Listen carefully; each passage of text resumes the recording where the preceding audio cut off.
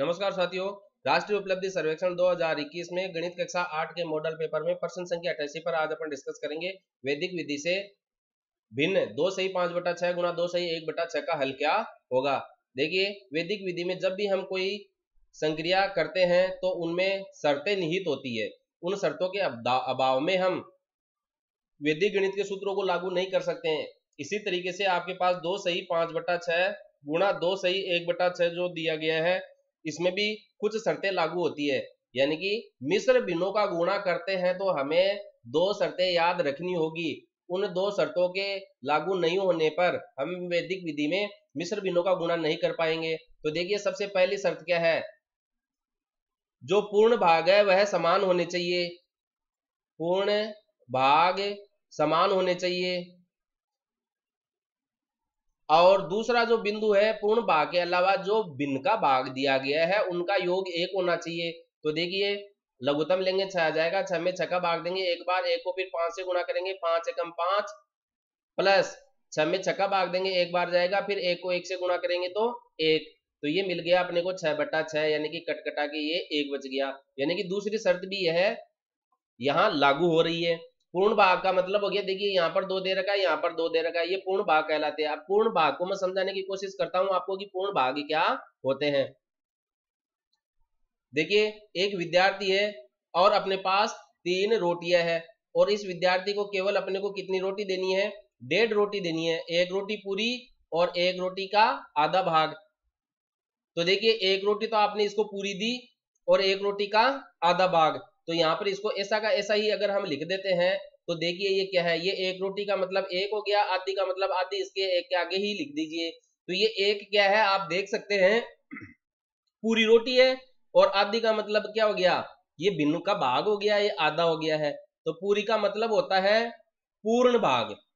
पूरी का मतलब हो गया है पूर्ण भाग। तो ये चीज यहाँ पर लागू होती है। जो 2 लिखा है इसका मतलब वो जो भी चीज है उसके पूरे 2 भाग हैं और फिर उस चीज के 5/6 भाग हैं, और ये जो भी 2 चीज है उसके 2 भाग हैं और ये उस चीज का 1/6 भाग है।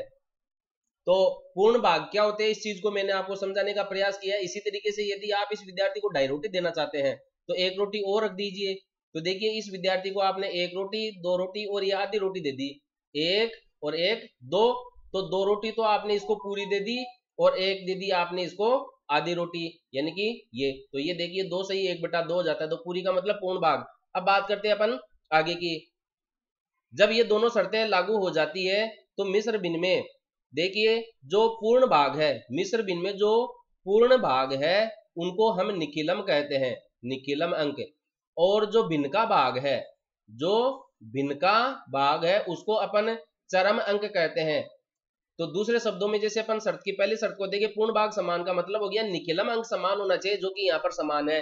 और दूसरा है भिन्नों का योग 1 होना चाहिए। तो भिन्न का मतलब है चरम अंकों का योग 1 होना चाहिए। तो चरम अंक कौन है, 5/6 और 1/6। निखिलम अंक कौन है, 2 और 2। तो दोनों समान है, निखिलम अंक दोनों समान है। अब आगे हल करते हैं। तो हल करने के लिए अपन क्या करेंगे, एक तिरछी लाइन लिखेंगे। तिरछी लाइन के बाएं तरफ जो निखिलम अंक समान है उसको एक बार लिखेंगे और उसको ऐसी संख्या से गुणा करेंगे जो निखिलम अंक में 1 जोड़ने पर प्राप्त होती है। तो यहाँ पर निखिलम अंक क्या है, 2, और इसमें 1 जोड़ दीजिए, यानी कि निखिलम अंक को गुणा करेंगे निखिलम अंक में 1 जोड़कर, और पूर्ण भाग को पूर्ण भाग से गुणा करेंगे लेकिन 1 जोड़कर। दाहिने पक्ष में हम भिन्नों का गुणा करेंगे।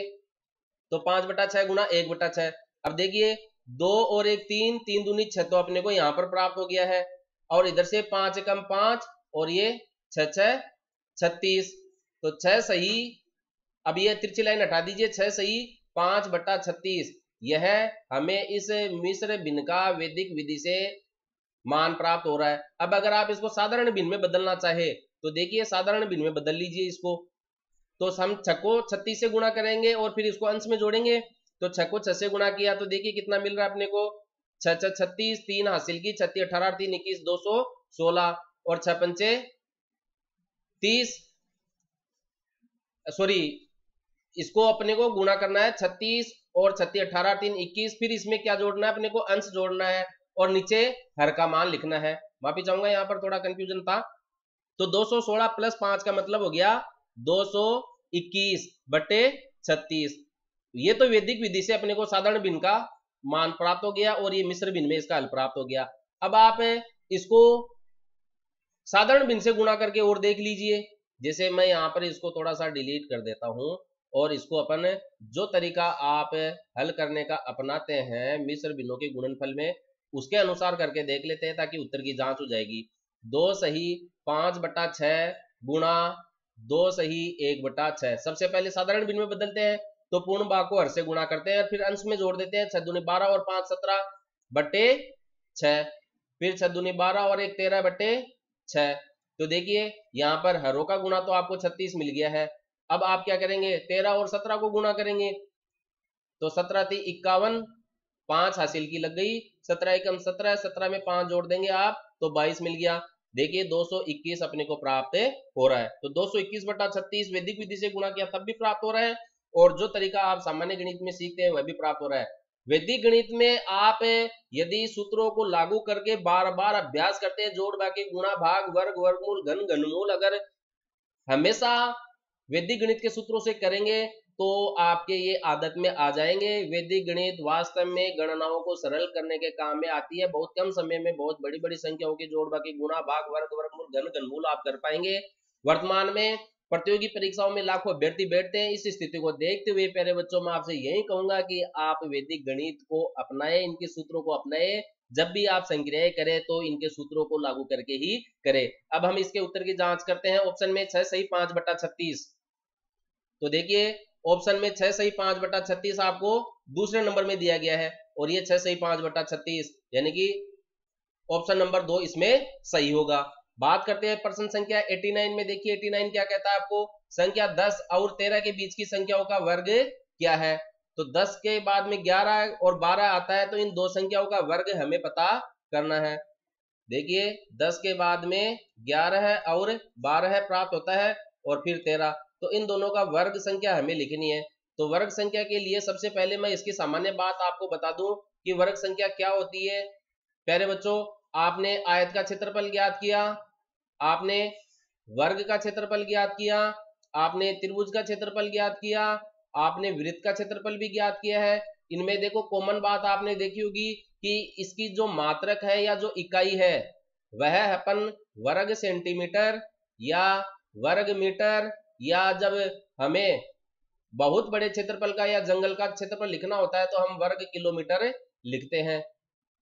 अब ये जो वर्ग आता है इसका मतलब क्या है, जब सेंटीमीटर है वर्ग सेंटीमीटर है इसका मतलब घात 2 होता है तो इसको अपन वर्ग सेंटीमीटर पढ़ते हैं, और जब मीटर के ऊपर घात 2 होती है तो इसको अपन वर्ग मीटर पढ़ते हैं, और जब किलोमीटर के ऊपर घात 2 होती है तो हम इसको वर्ग किलोमीटर पढ़ते हैं। इसका मतलब क्या है, वर्ग का मतलब क्या हो गया है। देखिए वर्ग का मतलब है किसी संख्या पर घात 2, किसी संख्या पर घात कितनी हो 2 हो। तो देखिए इसका मतलब है यदि मैं 2 के ऊपर 2 घात लगा दूं तो हम इसको क्या पढ़ेंगे 2 का वर्ग पढ़ेंगे। यदि हम इसके x के ऊपर 2 घात लगा दे तो हम इसको पढ़ेंगे x की घात 2, x की घात 2। अब इसी तरीके से आप आगे भी सभी संख्याओं पर घात 2 लगाकर वर्ग लिख सकते हैं। बात करते हैं आगे इसका वर्ग का मतलब क्या होता है। फिर जिस भी संख्या पर घात 2 है इसका मतलब है उसको हम उतनी बार गुणा करके लिखेंगे। जैसे 3 की घात 2 है तो 3 गुणा 3, 4 की घात 2 है तो 4 गुणा 4। अब गुणा हो गया ना, तो गुणा का मतलब 4 का वर्ग कितना हो गया 16, और ये 5 गुणा 5 हो जाएगा 5 की घात 2 का मतलब, तो 5 गुणा 5 का मतलब 25। इसी तरीके से हमें 11 और 12 का वर्ग पूछा है, इसका मतलब हम 11 की घात 2 लिखेंगे, 12 की घात 2 लिखेंगे, 11 को 11 से गुणा करेंगे और 12 को 12 से गुणा करेंगे। 11 को 11 से गुणा करके देखना आप 121 मिलेगा, 12 को 12 से गुणा करके देखना 144 मिलेगा, यानी कि 11 का वर्ग और 12 का वर्ग 144 प्राप्त होता है। प्यारे बच्चों आपको 1 से लेकर इसी तरीके से 30 तक की संख्याओं की वर्ग संख्याएं लिखनी है और उनको याद करना है। अभ्यास के लिए हम उत्तर की जांच करते हैं 121 और 144 कहां पर प्राप्त हो रहा है। देखिए पहला ऑप्शन इसमें सही है। वीडियो अच्छा लगे अपने दोस्तों में भी शेयर करें। Always remember math is a game, play it with practice. अगले वीडियो में हम अगले प्रश्न के हल के साथ उपस्थित होंगे, तब तक धन्यवाद।